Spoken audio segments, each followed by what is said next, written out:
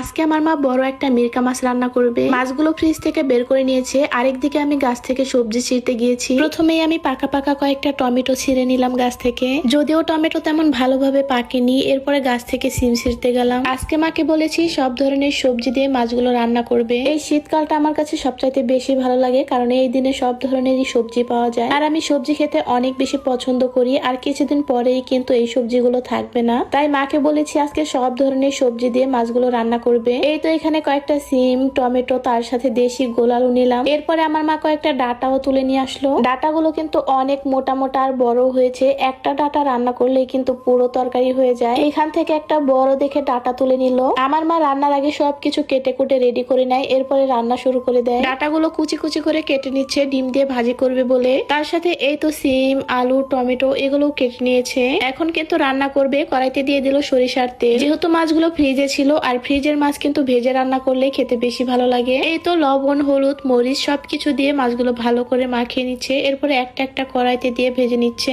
একদিকে মা রান্না করছিল, আর একদিকে আমার দাদি ডাটাগুলো কেটে দিচ্ছিল, রান্নায় দেরি হয়ে যাবে বলে। এই যে বাইরে বসে বসে ডাটাগুলো কুচি কুচি করে কেটে নিল। তার সাথে মা মাটির চুলায় রান্না করতেছে মাছগুলো। সবগুলো মাছ কিন্তু ভাজা হয়ে গিয়েছে। মাছগুলো নামিয়ে নিয়েছে। এরপরে কড়াইতে দিয়ে দিল পেঁয়াজ, অল্প একটু সরিষার তেলও দিয়ে দিল। তার সাথে দিল আস্ত কিছু জিরা ফোড়ন। আমরা কিন্তু সব তরকারিতে এরকম আস্ত জিরা ফোড়ন খেয়ে থাকি। এরপরে দিয়ে দিল ধুয়ে রাখা সিম, আলু। এই ছোট ছোট দেশি গোল আলু খেতে কিন্তু অনেক বেশি মজা। আমাদের বাড়ির সব শাকসবজি যেহেতু সার বিষ ছাড়া, তাই খেতেও অনেক বেশি ভালো লাগে। সব সবজিগুলো দেওয়ার পরে এরপরে লবণ, হলুদ গুঁড়ো, মরিচ গুঁড়ো, ধনিয়া গুঁড়ো সবকিছু দিয়ে ভালো করে কিছুক্ষণ কষিয়ে নিবে।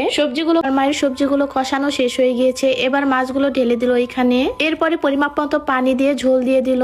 এবার একটু ঢাকনা দিয়ে কিছুক্ষণের জন্য রান্না করে নিবে। যেহেতু এখন রমজান মাস, তাই মা একসাথে অনেকটুকু তরকারি রান্না করে রাখে, যেন সেহরির সময় আর রান্না করতে না হয়। এরপরে পাকা পাকা কয়েকটা টমেটো কেটে দিল। রান্না কিন্তু প্রায় শেষের দিকে। মাটির চুলায় রান্না করতে কিন্তু বেশি সময় লাগে না, কারণ মাটির চুলায় আগুনের তাপ কিন্তু অনেক বেশি। রান্নার শেষের দিকে তরকারিতে দিয়ে দিল জিরা গুঁড়া। আমরা কিন্তু সব তরকারিতেই রান্নার শেষের দিকে এরকম জিরা গুঁড়া দিয়ে থাকি। এই তো রান্না কিন্তু হয়ে গিয়েছে। এবার তরকারিটা নামিয়ে নিচ্ছে।